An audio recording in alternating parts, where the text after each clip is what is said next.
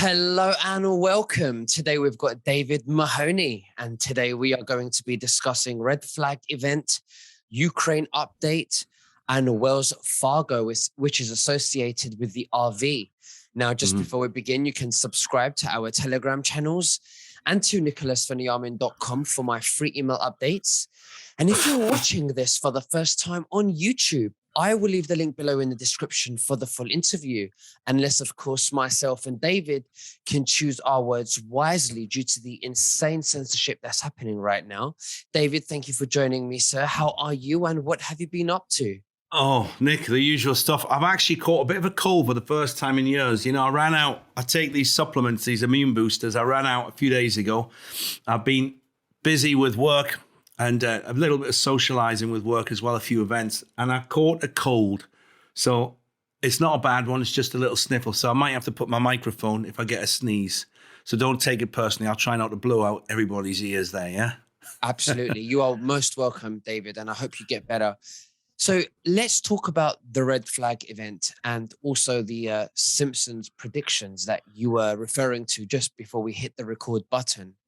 Yeah, it's interesting, this, Nick, because the other shows that I do with Charlie Ward and some of the other interviewers, there's a lot of chirping and chatter going on behind the scenes. We did a show the other day with Mark Z and Chaz.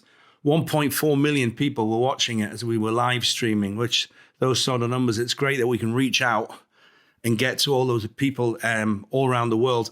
But the chatter is there's going to be some event. They're talking about 5522, and they called it a red flag event. Now, a red flag event is an event of major significance. 9/11 was a red flag event. You know, it's going to change things in a different direction. But what's interesting is that The Simpsons had this in a cartoon years ago. I can't actually find out exactly when they broadcast this cartoon, but I remember seeing it at least 5, 6, 7 years ago. Now, there's been a lot of little things that they've dropped in The Simpsons over this period that we've been going through for the last 2 years. Lisa Simpson is the middle one. She becomes president as a woman. That was one of them. They had Trump coming down escalators, and he actually came down at a meeting. They made Trump president years before it actually happened. So there's a lot of theories out there that somehow the Simpsons are getting this intel. They're even talking about a time traveling incident where they know what's happening, and whoever's doing the design work for the cartoons is actually dropping a lot of intel into the cartoons. That's odd, that, Nick, because I remember The Simpsons started in 1989. I actually watched the first one because I was living in Philadelphia at the time. It's been going for that many years. What's that, like over 30 years it's been going. And there's every now and again, somebody will drop a little bit of intel about what these cartoonists are trying to tell us. If you give me the screen share, I'll show people what I'm talking about. Absolutely. Yeah. I better be careful not to bring up any of my personal pictures. Have I got it? Yeah. Give me a second to set it up there. Actually, I just need to, while we're doing that, I just need to jump out and I'll find it because I load all these things on my WhatsApp because it's easier. So while you're looking for that, I mean, do you think it's the white hat that's in control with these intel drops in The Simpsons, or? Well, I actually absolutely do. I found it now. I'll just show you. It's here. I absolutely do, because they're giving us little hints, because this is a false flag, red flag event is what we're talking about, Nick.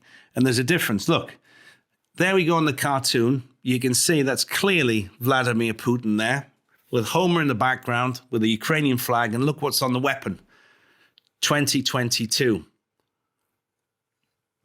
And then underneath there, 55-2022. Now, they have put a serious explosion there.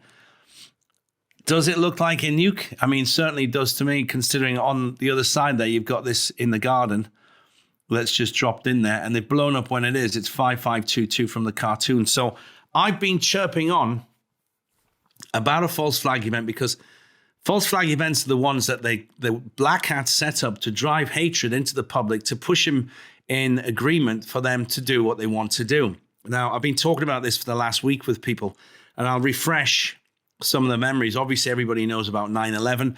What did that do? It brought in the Patriot Act, which took away a lot of private citizens' privacy rights. There we go. And that's one of them. Another one would be the famous, I don't know if you remember, Nick, there was a Lockerbie. There's a town in Scotland where there was an airline that blew up over and then exploded just over Scotland. It was a Pan Am flight in around 1988. And it drove all the hatred towards Gaddafi in Libya. Libya's a bad guy. Gaddafi's a lunatic. We need ratification. We need justice on this. And all those years later, they actually jailed one guy being responsible for it. And he was only in jail about 3, maybe 4 years. Mm-hmm. And then he got out of jail because he had cancer and it was humanitarian. Of course, he'd have been paid off and all of his family because he knew he was dying anyway. So why not take the fall so your family could get set up when you actually die? And why were they pushing people against Gaddafi at the time was because Gaddafi was talking about using something called the gold dinar to purchase, buy and sell all of the oil coming out of Libya. And a lot of the African nations wanted to join him. Eventually, it took another 25, 30 years for Hillary Clinton and the gang to get in there and do what they wanted to do that time, which was get in there and strip the whole country of its assets and control it. Because getting rid of the petrodollar and forcing everybody else to go into using their gold dinar would have been financial suicide for the United States. And we've seen this time and time again. They did it with Saddam Hussein as well, saying that he wanted to use the euro instead of using the dollar. And, you know, weapons of mass destruction, let's steam in there. We got to save the world. You know, Osama bin Laden. What, you really believe that that guy controlled all these explosions on planes from living in a cave in Afghanistan or Pakistan? All of these are false flag events. Now, I'm very concerned about this because, for example, if the Ukraine has some sort of incident there, imagine there's a large explosion in the Ukraine or an anthrax release. And what happens is they can trace that strain of anthrax back to Russia. You're going to say, oh, it's clearly a Russian attack. You guys did it. You're the bad guys. Let's get everybody on the hatred bus and push people into getting into the war with the Ukraine. I don't believe the Americans will fall for it, though, to be honest, Nick. They all still remember very well the body bags coming back from Afghanistan and Iraq. And look what happened in Afghanistan. It was a complete and utter waste of time. They just handed it back. Nothing has changed in Afghanistan. They're still going to be the same as they were beforehand.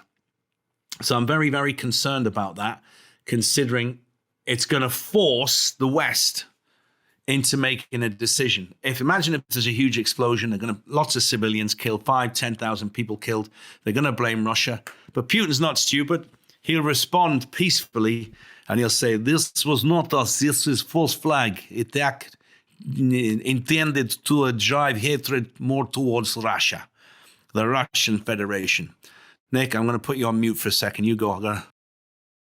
Oh, he's going on mute to blow his nose. Excuse me. That's what I've been concerned about this last week anyway. And this chatter of the military, Mark Z's talking about it, Charlie's talking about it, a lot of the other guys are talking about what's going to happen on the 5th of May. So fingers crossed, nothing, please. That's what I want. I don't want anything like that to happen. But we'll wait and see where that's going to go. Which drives us into the current conditions going into the Ukraine. It's still a military operation. Putin does not describe it as a war because the Ukraine is still part of the Russian Federation. As far as they're concerned, it was never declared sovereign. So the heavy losses that the Ukrainian armed forces are taking continues. And I've noticed that there's more and more foreigners being captured and offered, but they want to be traded. But, you know, there was a couple of American guys that joined up the Ukraine, went over there, ex-military American soldiers that were not in the US forces anymore, a little bit too old, typical mercenary stuff. They went over there, joined up, got captured, and now it happened to a couple of British guys a couple of weeks ago, and now there's a couple of Yanks thrown into the mix saying, you know, we want to be traded. But they knew fine well what they were getting into at the time, so it wasn't by accident. They chose to go there. There was nobody put a gun to the head. They weren't sent there by their own government. They joined a foreign government as mercenaries, got into a skirmish, and got captured. Now, I feel sorry for the families. Obviously, they've got sisters, brothers, kids, possibly. But these are grown men that are used to this, and they make decisions on their own backs. They weren't in any sort of joint task force or something. They were basically, mercenaries that joined up just for the money. So what can you do? Should Putin trade them back? No, he's treating them like prisoners of war. They're being fairly treated, not being tortured. But they're all screaming and squawking and complaining now. Oh, I didn't know it's going to be like this. Oh, God, I got captured. So I'm drinking hot tea, by the way. Before we get into the banking system and the RVs and the Wells Fargo Bank, which is associated with the RV, which I would like to address a few things from the Michelle Fielding interview that I did, and I left a video on my Telegram. I wanted to ask you first, before we get all into that, is in our last interview, we spoke about your friend who was asked by the government to keep some equipment away for the Queen's death. Do you remember that? Yeah. You just I do. I saw him. He's here in Spain. I saw him 2 nights ago. Just tell us, just recap what you said in our last interview, because I've got a question for you. Okay, so this guy's been storing government equipment in preparation for the Queen's funeral. I can't reveal what equipment, but I made a reference so people get the idea. Imagine it was crowd control barriers and seating, outdoor seating, so you could see the funeral parade. And he's been tasked with keeping this equipment in storage in a particular location for the last 20 years. And every year, somebody comes along and says, everything okay? He says, yes. They have a quick look around, and he gets his rental agreement paid, which is substantial, Nick. It's a substantial amount. I mean, you could live off it, if you know. So in the last couple of months, there was a flurry of activity. He was asked to assemble it. And when they saw it was all surface rusted, because he's had it so long, they said, clean it, paint it, and get it looking good, and then reassemble it. So he did that. And then when they came back to inspect it again, they said, oh, we thought it would be more. We need more. So they've asked him to increase it by 50%. So he's done that. And now they've taken possession of it. It's in their hands. It's not in his warehouse anymore. They took possession of it and moved it to another location, which he doesn't know where it is. So he hasn't heard anything else apart from that. But he still continues on his daily stuff, which he still deals with this equipment. But I saw him 2 nights ago, and I'm due to see him again later next week, so we can have a better chat, because we were in a place which was too noisy and there was too many people around, so we abandoned that. And I'm going to see him in a few days to get more details about that and see exactly how many people were there, how long they got it for, does he know where it's been delivered to? And if I can dig a bit further into that story, which I'm sure I can, we'll get an update with you for that. Because I was told that maybe they're setting up for the Jubilee that's coming up. So what do you think about that? I think that's an ambitious project, because no one's seen her for so long, the Queen. I mean, is she really still there? My nose is dripping like crazy, but is she still there? She's still around. Nobody's seen her in public for months and months. And then last summer and the summer before that was clearly somebody else that was impersonating her, because she had the same clothes on for 3 events that I noticed. This green turquoise outfit, she wore it 3 times. When does the Queen ever do that? Think she's going to wear the same outfit twice? I don't think so. Well, let's see. Well, let's go into Wells Fargo. What's happening there? Wells Fargo have now taken Bank of America. It looks like they've got some takeover going on. They're integrating it and taking it on. Now, I would assume it would be the other way around, because Wells Fargo do not have the same amount of branches as Bank of America. Now, obviously, the name Bank of America sounds, that's, very something that you could relax with. It sounds very safe and secure. So I was very surprised to hear this takeover by Wells Fargo, because Wells Fargo is one of the banks that have been associated with the RV as far as going in for redemption center appointments. Wells Fargo has been the main one. And a lot of Americans have been talking to staff members of Wells Fargo from all over the place, Nick. And some of the staff members have said, oh, yes, we know about that. We're getting retrained. That's what's going to happen. This is very interesting. So they have been giving away hints that there has been extensive training going on, where they're converting a lot of these rural locations, which normally would deal with mortgages and everyday banking. Now so many people do the banking at home. You don't need to go to a high street location, especially if you're not dealing with a cash business. If you had some sort of, an ice cream parlor or a bar or something, you would have to have the high street facilities of a bank to log and lodge your daily takings that would be in cash. So it's surprising now how Bank of America, being a bigger one, are actually being taken over by a smaller branch, in my opinion, of Wells Fargo. So I think there's something in that story. But that takes us into the next interesting incident with the banking system, because Deutsche Bank, the biggest bank in Germany, is really in dire straits, Nick, because their stock values have plummeted. It looks like they're going to be declared junk. And if Deutsche Bank falls and goes into whatever, liquidation, let's say, or bankruptcy, this is going to be a massive, massive cancer sore of the worldwide economy, because they're everywhere. And also because of all the assets that they have. I don't think they have any. Obviously, if they're going to go bankrupt, they don't have any money, but it's the assets that they have as well, which that'll tie us into the next little piece of the banking one in a second. I'll go back to. But Deutsche Bank is one of the biggest banks in the world, obviously based in Germany. Germany is the place where most of the decisions are made as far as banking in Europe for the EU. So this is very strange why all of a sudden they're wobbling and their stock prices are, and they're more or less the pennies on the dollar. So this is sending a lot of shockwaves and ripples through the entire banking community, who we know are all corrupt thieves and just been lining their own pockets up from the misery of the average working guy and girl in the world. So, and then it also tied into an interesting story coming from Barclays Bank, which is one of the UK's biggest banks. They have a particular technical term for that, but I neglected to write it down because I saw it on my friend's phone. But basically, it's, okay, we're a bank.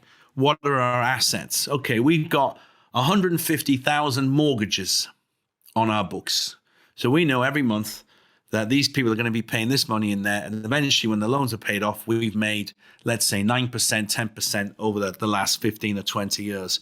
Well, it seems that they're dropping these type of investments, which leads us all to believe, well, what have you got left in there? If you're not holding any investments for the people to back the funds up with, the bank's not worth anything. So it looks like Barclays is going down the same route as Deutsche Bank. It looks like the stocks and shares are going to drop through the floor.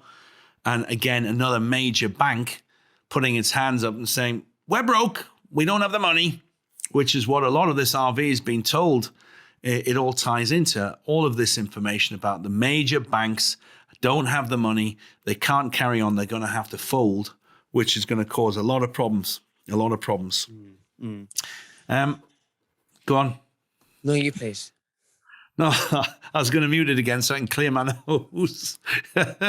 All right, you mute it, and I'll explain about the Michelle Fielding interview that I would like to clarify, because there's been so much confusion when she mentioned. Absolutely, Nick. That's really good of you, because we're all getting asked about that, and I've seen the interviews myself. So please, buddy, clear that up for the audience. I think it's a great idea. So when Michelle Fielding mentioned the RV, and she mentioned that we won't have any physical currency, physical currency or cash, and it's all going to be crypto, she didn't mean that the RV is not going to happen. What she meant is that before we go into how the RV is going to happen, let's explain the new system, the QFS. The way I understand it, not just from Michelle, but from many people, and Nick Fleming as well, is that we're all going to have this lobster wallet, and each country will have their own coin, like cryptocurrency, a digital coin. And that coin will be specific for that country, okay? So when we RV, or when the currency revaluation goes ahead, instead of us being paid into dollars or pounds, we'll be paid into digital currency. According to which country we live in, we will get paid into that digital currency. So that doesn't mean that the RV won't happen. It just means that we won't be getting paid the revaluation back into the fiat currency. It will be into the QFS, the new system. David? I could completely agree with that, Nick. It was confusing because she did 2 interviews back to back on that. But that's what I picked it up as well. And also, there's different timelines. Sometimes Michelle's great at what she does. the channeling that she does has been brilliant over the last few months, and she's got it right a lot. So I think it's really helpful that you clear that up to people, because they were fluttering and they were concerned about what she really meant. So yeah, absolutely, you did a great job there.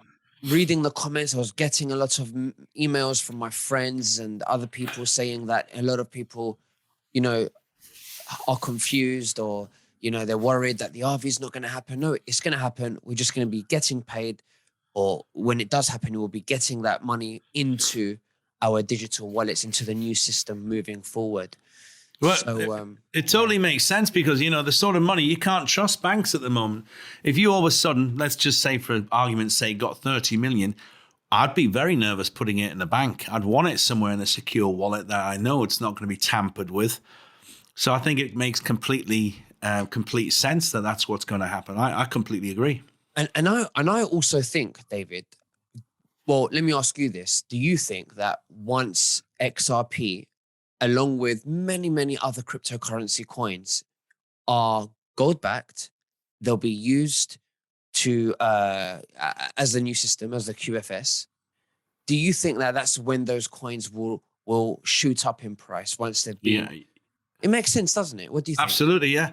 If you've got those sitting in your account and all of a sudden they get gold-backed and people are using them as everyday transactions, and it's just like anything that demand goes up, yeah, we're going to be using them. And it's the only thing that makes sense, because if they are going to reset the playing field and everybody has to have a fair chance at economy instead of larger currencies like sterling and the dollar controlling everything, you need something that's going to be unfoundable. And Putin's actually done this already by fixing his rubles against the 1 gram of gold. 5,000 rubles, 1 gram of gold, which has done him favors now, because Germany, Bulgaria, and Poland all buy their natural gas from Russia. So when these sanctions came, they said, no, we're not going to buy these anymore. Forget it. Putin said, okay, but you will come back. And now as their reserves start becoming depleted, luckily it's May, it's nearly summer, but they're still burning a lot of heating up there in those countries. They don't warm up as some of the other ones in the south. So they now said, okay, we're going to pay you what you want in rubles for this quantity. He's won. The ruble is at an all-time high at the moment. So he's done a really smart thing there, fixing it against a gold-backed amount. So he's guaranteed how much the ruble is going to be worth. It's always going to be 1 gram of gold for 5,000 rubles. So who's going to be next in resetting that? And why is it called cryptocurrency? Doesn't crypto mean encrypted, privacy? Yeah, I think so, yeah. I mean, all of a sudden it just burst on the scene. It took me about 3 years to understand what the hell a Bitcoin was. I mean, remember when it went up to, what was it, like 28 or 38,000? Everyone was like, oh my God, all these overnight millionaires. I was like, well, what the hell is it? And then I still really kind of don't get how they even get them. I mean, they talk about mining them. I mean, I heard Bitcoin was used for money laundering and other things, bad things, deep state things. But that doesn't mean that Bitcoin cannot be used for good things, and it doesn't make the coin bad. It's the activity that makes it bad. Sure. It's like anything. People are very fixated with Bitcoin's bad. Well, it's not really. It's not the technology that's bad. It's who's in control of it. And Michelle Fielding says that. Yeah. She says it's not the technology that's bad. It's who's in control with the technology that's bad. And I really agree with that. There's a pair of scissors. I'm going to cut something with it in a minute, but I could use it as a stabbing weapon. It's all about, once you put it in the hands of a good person or a bad person, anything can become good or evil, Nick. So she's right. Crypto is the only thing that I think as a future, because the way things are going now, all the high street banks are going to close. They don't need it. Everybody's doing transactions from the internet. I don't like the fact that we're not using cash anymore. I sincerely hope that cash is there. I try to use it as much as possible just to keep it alive, because I don't like being tracked and traced and being controlled about what I spend and where I spend it. They try, here in Spain, they tried to say, well, you can't buy anything over 1,500 euros in cash because it's illegal. I said, get stuffed. What are you going to go on then? I take no notice of these things. We all need to be like that. We need to push back and say we're not accepting this. Mm-hmm, so absolutely. I've got all of it. I love Michelle's stuff. I think she's bang on the money. And if people have misinterpreted that yesterday, I've spent 2 days dealing with this, a lot of messages coming through the Nick. So I think it's a very good move, you clarifying that, because we don't want to have a load of people on a rooftop jumping off. Do you know what? And the other thing as well is we can be unified as one family, but people who have cognitive dissonance, who are asleep, and also in the truth community, because I believe we are so paranoid, which is very understandable, and we question everything. And when there's unification, we mistake that for one world order as well. You know, so that's why I say it's not the unification or the technology that's bad. It's who's in control of it. Now, if it's, if we're having unification so that they can enslave us, that's bad. But if it's unification so we have freedom and we can be one, then that's good. So they're very similar. But, I think we have to be very careful how we look at things, Yeah, you're right. You're right. Absolutely right. The deep state want to make it like that. For an example, the Brexit, they wanted us to not leave. They wanted us to be within continents because they were the building blocks to a one world governance, and they would call it as, unification. But that was slavery, But what? Trump, I was quite a fan of Brexit only because, it's a pain, right? It's a pain for people, but I was a fan of it because it means that England can now take back control of its own future. It's not, the English people are very different from Europeans. And I think all this European influence, like, oh, that pie is too big and you can't do that. It's got to be in centimeters now instead of inches. England's been one of the world's greatest innovators of technology in the world's ever seen. The train, there's just one of them. They've done science, technology, industry. They were one of the world's greatest navy from a silly little thing. That they used to take limes on board a ship. That's where a cocktail came from, Nick. When you have a drink and they put a piece of lime in it, that came from the Navy when they used to put some citrus fruit inside the daily measure of rum and water, and it kept the sailors from getting scurvy, and it made the British Navy sail to the far ends of the world. That's why they had such a big empire. So you can't be stifling a nation's independence. You've got to let them grow at their own rate. So I know it's caused a lot of problems, and people saying, "Oh, my business has gone down, and now we can't live where we want to live." But you've got to guarantee sovereignty. You've got to guarantee people have the ability to make their own decisions. So, look, no doubt that there were short-term problems and issues with leaving, Brexit, because when you start from scratch again, you have to, there's going to be some teething problems there. But absolutely. in the long term, because I always look at everything long term, in the long term, it will be a good solution. All the countries would want to leave the continents. Continents won't exist. They will be dismantled. All the countries would have their own freedoms to do whatever they want. They can compete fairly as well with other countries for trade. And they can do what they want. They're not subject to the European Union, for an example. Yeah, I agree. Nick, I've been traveling a lot to Ireland recently. I've been there 3 times in the last 3 months, just doing a couple of stories. And I've noticed there's a big push now to try and kill the entire Celtic community, which is music and dance and the way that the Irish are. The Irish bloodline, this Celtic bloodline, is one of the last ones, certainly in Europe, that hasn't become diluted with immigration. And the Irish government have been, since the lockdown, they've been trying to pay off these musicians and artists. And it's very disturbing that they're trying to do this because there's something very special. Ireland has a very magical mystery feeling about it. It's the heart chakra of the world if you look at the position where it is. And for thousands of years, it's been it was the center of education. In medieval times, rich people used to send their children to Ireland to be educated. So I've noticed this feeling of trying to, keep people enslaved. And now they're dumping a load of immigrants in there, trying to dissolve the bloodline. There's something about the Irish that has survived all of this attempt. There was a famine there in 1885 where 50% of the population died off. And it was all created. It could have been avoided, but they've done it now.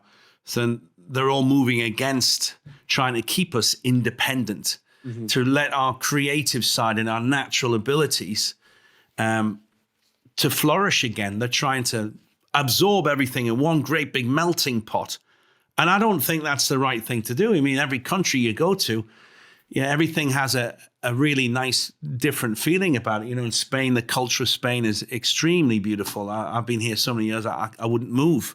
You go to France, you go to Holland, you go to Belgium, and they all have their own identities. And I'm very concerned this EU plan is going to melt them all together, and eventually they will not be forgotten. It takes 2 generations to forget things, they say.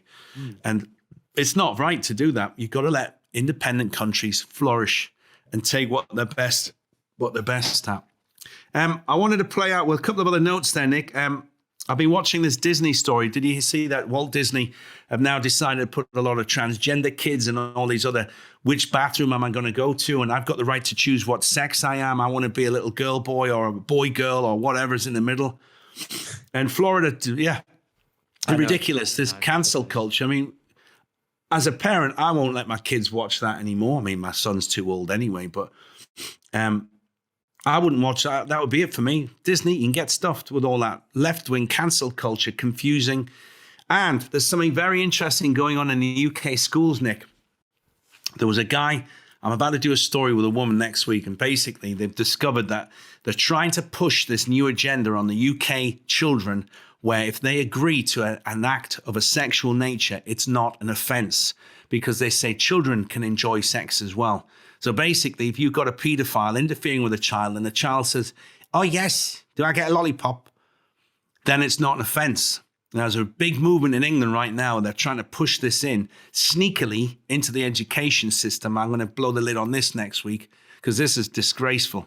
And this left wing, oh, let's all be happy and hold hands. And it's disgraceful. And nobody's even batting an eyelid that now they're trying to sexually educate kids as young as 6 and 7. What happened to their innocence? And all the parents out there, I know you're going to be agreeing with me. When you walk into some of these stores now where there's clothes with the Playboy logo designed for 6 and 7-year-olds, even younger, a Playboy bunny on a little kid's T-shirt, and the skirts are getting smaller, the tops are being more revealing. They're trying to enhance the sexual attraction of a little girl dressed as a sexual adult, late teenager, early 20s. And this stuff has to stop. And this is it. Everybody's scared to say things now. Oh, you can't say that. You can't say this. It's bullshit. Mm-hmm. We all need to put our foot down and say, no, you're not sexualizing a 4, 5, or 6-year-old. It's outrageous. I absolutely disagree with this. Absolutely. This is a disgrace. Do you think that this could be a strategic way of attacking, other adults, through their children to, it's about psychological game, because so many people are still asleep. And I really feel that this is a very big psychological and serious psychological game to wake people up, and it has to hit home. Do you think that this could be, what do you think? Yeah, it's a psyop, but I think it was designed by the bad guys, and I think now we're just going, hold on a second. I mean, I see children's toys from Disney. It was something that looked like a magic wand, but it was just a phallus. It just looked like a penis inside there. You could see it. And all of these little snippets where they've got phalluses and things drawn in cartoons now. And it's just all, what do they call it? It's all hidden. It's a hidden agenda where the children are being conditioned to be used to seeing these sort of things. And it's only now that we're waking up to it, because it's been going on since the 20s. I saw there was a Mickey Mouse cartoon from the 1920s where he was pushing his penis in through the center of a piece of cheese. It was a black and white cartoon. Did you see that recently? No. No? Oh, it was floating around a couple of weeks ago. I had it on one of my shows saying it's crazy what they're doing now. But anyway, Florida have told Disney now to say, listen, Florida is a state of we're free. We're not going to put up with this.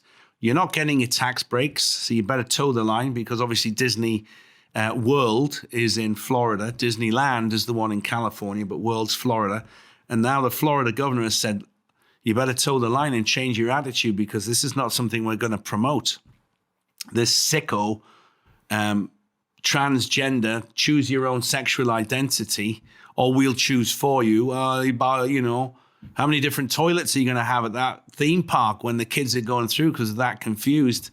It's wrong, mate. And it takes 2 generations, you see. They've been doing this for a while now. And if you notice that it's all the women that are mostly in this fight, Nick. It's not the men. They're all occupied with Netflix and, games and video games, rather. Even grown men sitting at home playing video games. I mean, my friend does it. I say, you're 32 years old. What you doing? And he said, well, I'm playing Call of Duty. I say, mate, I tease him about it, but he still does it. So well, I don't like that at all. This is why we're doing these videos, David, because we need to talk about it. We need to get it out there. And, for those wondering why we have to be so careful with the censorship on YouTube, because it's all well and good uploading on BitChute and Rumble and Clout Hub, but the people who we're trying to wake up on don't even know that these platforms even exist. They don't even know about them. And YouTube is so universal. Everyone's on YouTube. And it's the best way to, to touch everybody. And we have to play the game, play their weapons against them. And, we have to just carry on doing what we're doing. With a bit of luck, now this new incident with Musk taking over Twitter, I think this could be the turning point where they're saying, freedom of speech, they could start going back the other way now, and they're going to start reinstating it. It's been interesting. I think my Twitter page, I think I got 2,500 new followers overnight, more or less. All these shadow banning, because people used to say to me, Mahoney, I can't find you. I was like, yeah. So I don't pay too much attention to it. It's a form where I don't work as hard as I should, social media. And actually, my Instagram got hacked this week by some African guy selling Bitcoin, and he was sending voice messages to my friend saying, this is David Mahoney, and I got a really good opportunity for you. So they've been hacking a lot of email accounts now, not email, Instagram accounts, Nick. So for anybody watching out there, if you get a message from somebody that you know saying, hey, can you do me a favor? I've got a new phone. I'm going to send you a link, copy and paste it back to me, please. If you do that, as soon as you do that, you've lost your account. And then they start emailing everybody else saying, buy Bitcoin this and crypto that. So there's a lot of scamming going on out there.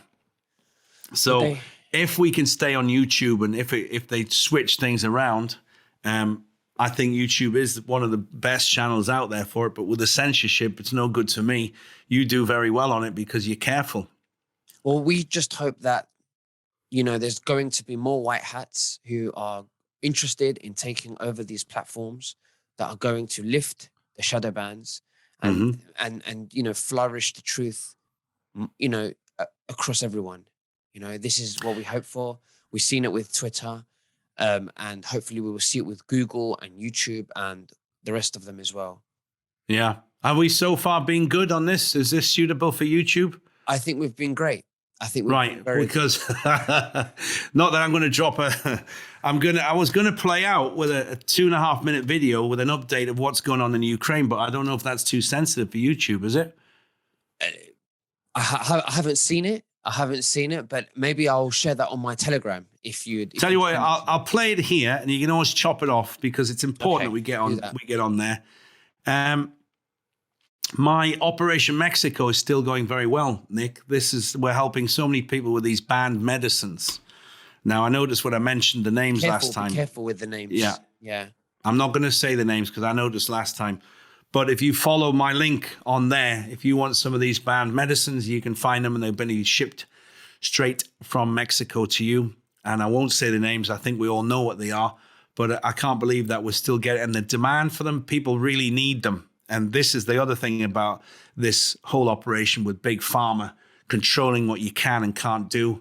I've got a cold, Nick, and I will not be reaching for Big Pharma to help me for anything like that. We're really old traditional, drink a lot of fluids, boost your immune system. So let's see how long it takes me to do that. I'll show you this video, Nick. David, why don't you send me the video file and I can edit it into the video at the end? Yeah? I will send you the link. All right, then, because it is sensitive. No, don't send me the... I was going to say, have you got the file? Oh, is it sensitive, is it? I'll send it to you. I'll send it to you, and you choose where to put it.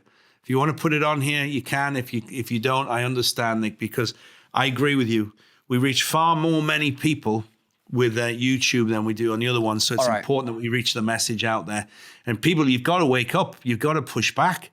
You've got to get into the fight. Yeah. And, go down to the schoolyard and tell your kids, teachers, listen, you better not teach my kids this rubbish because I'm coming back at you. Make them responsible, because everybody passes the book, say, oh, I was only following orders. I was only following instructions from high.